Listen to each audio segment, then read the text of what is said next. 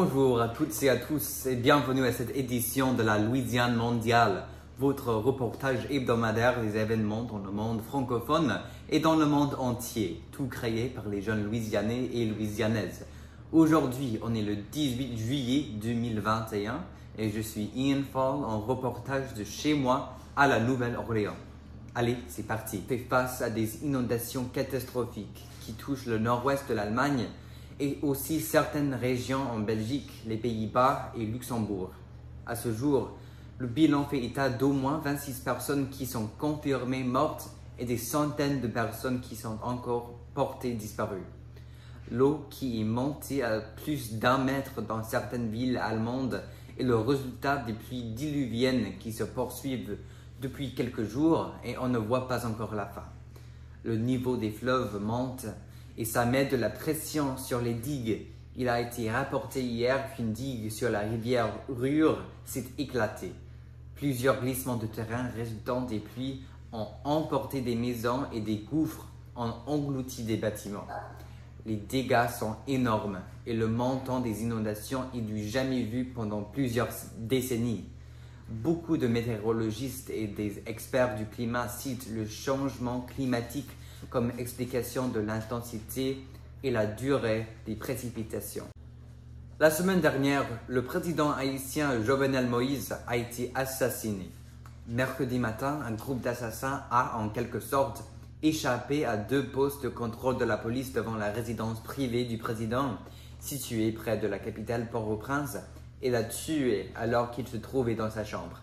Entre 40 et 50 personnes étaient impliquées dans l'assaut.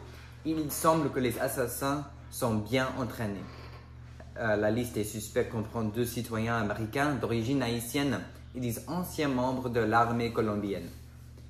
Moïse est devenu de plus en plus impopulaire après qu'il a refusé de se retirer du pouvoir après que son terme limite s'est expiré en février. Le pays était déjà en instabilité avec les augmentations de la violence des gangs, l'agitation politique et bien sûr la pandémie. En fait, presque personne en Haïti n'a reçu le vaccin Covid et le pays est maintenant aux prises avec une vague d'infections. Il y a 3 jours, les États-Unis ont expédié le premier lot de vaccins dans le pays qui comprend 500 000 doses, mais les troubles civils peuvent retarder la distribution. Il semble que cet acte de violence ne marque que le début d'autres troubles en Haïti. L'Afrique est désormais aux prises avec une 3e vague d'infections. Les pays les plus touchés sont la Namibie, l'Afrique du Sud, la Tunisie, l'Ouganda et la Zambie. La variante Delta déferle sur le continent, mais seulement 1% des Africains sont complètement vaccinés. De plus, il ne semble pas que le taux de vaccination va s'améliorer dans les mois suivants, car les nations riches ont acheté la plupart des doses et l'Inde, d'où l'Afrique obtenait la plupart de ses vaccins, a dû réduire ses exportations alors qu'elle luttait contre sa propre recrudescence d'infection. L'Union africaine espère pouvoir vacciner 20% de la population à la fin de l'année, mais à moins que les pays riches ne décident de partager leur stock de vaccins, cet objectif est certainement hors de portée. Festival de Cannes, le plus grand festival de films du monde qui a lieu en France chaque année, s'est terminé hier. L'année dernière, le festival a été annulé à cause du Covid-19, mais cette année, le festival est de retour en plein essor, avec quelques restrictions sanitaires. Parasite, le film du réalisateur coréen Bong Joon-ho, a reçu la Palme d'Or, le prix le plus prestigieux du festival en 2019. Donc cette année, la barre a été placée haut et il y avait beaucoup d'anticipation. Le jury de cette année, dont le président était Spike Lee, a finalement décidé de donner la Palme d'Or au film Titane par la réalisatrice française Julia Ducournau. Sa victoire est historique car elle est la 2e femme de l'histoire du festival à remporter le premier prix. Le festival de Cannes est l'un des éléments les plus importants et iconiques de la culture française et le festival joue un grand rôle dans la continuation de l'industrie cinématographique française. Avec toutes les nouvelles à propos d'Haïti cette semaine, j'ai décidé de me concentrer sur le pays pour notre coup de projecteur cette semaine. Haïti est situé sur l'île d'Hispaniola, qui comprend également la République dominicaine et qui est située entre Cuba et Porto Rico dans les Caraïbes.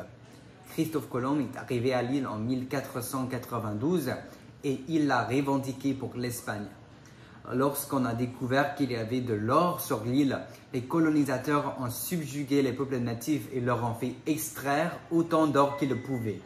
Après qu'il n'y avait presque plus de l'or, les Européens sont retournés en Europe et ils ont pour la plupart ignoré les Haïtiens natifs qui ont été décimés par les maladies que les colonisateurs ont introduites, comme la variole. Au cours des centaines d'années suivantes, les Français se sont installés progressivement sur l'île et en 1693, ils ont pris possession d'Haïti, qu'ils ont renommé Saint-Domingue. C'est pour cette raison que le français est la langue officielle d'Haïti, ainsi que le créole haïtien qui est une combinaison de français et des langues africaines emportées par les esclaves. Les Français ont commencé à importer les esclaves africains à l'île dès qu'ils l'ont pris charge et ils les ont forcés de travailler sur les plantations de sucre et de café. Bien sûr, les conditions de travail étaient terribles et les distinctions de classe et de race étaient fortes et présentes partout. Ayant entendu les histoires de révolution en Europe, cependant, les esclaves ont organisé leur propre révolution qui a duré 13 ans. Quand Napoléon a saisi le pouvoir en France, il a essayé de regagner la colonie.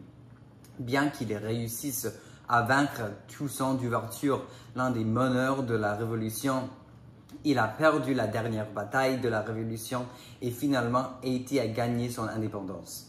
Mais pas vraiment, en fait, parce que la France a demandé des grosses sommes d'argent pour reconnaître formellement l'indépendance du pays. Haïti a été largement appauvri depuis ce moment. Avec cette pauvreté et le mécontentement racial qui continue d'être présent dans la société, le pays n'a pas vraiment connu la stabilité politique.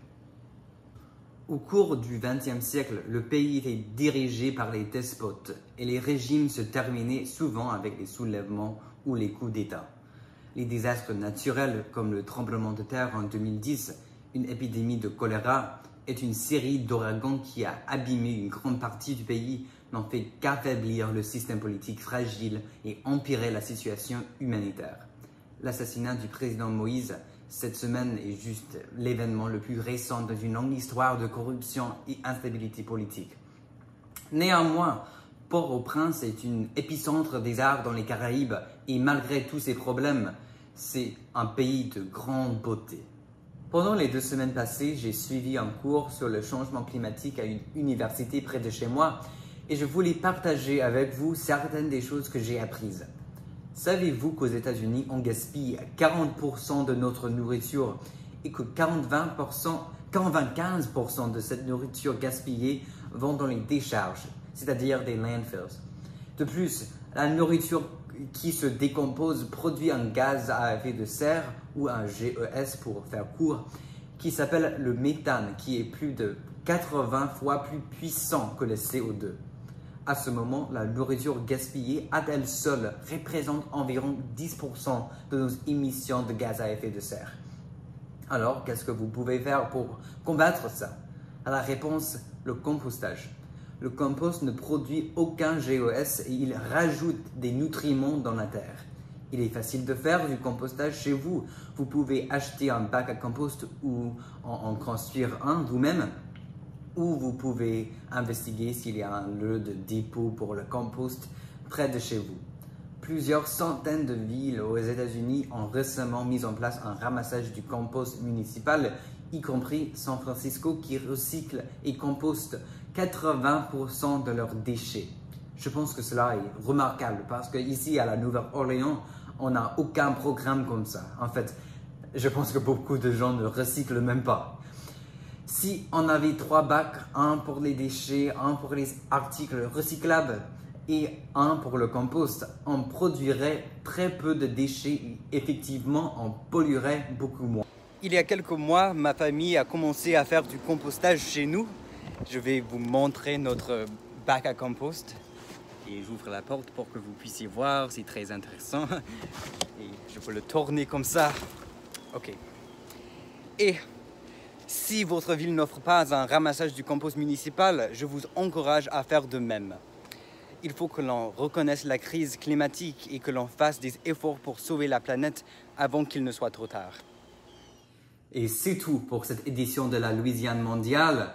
Merci d'avoir regardé et de rester informé. Et je vous verrai la semaine prochaine. À bientôt.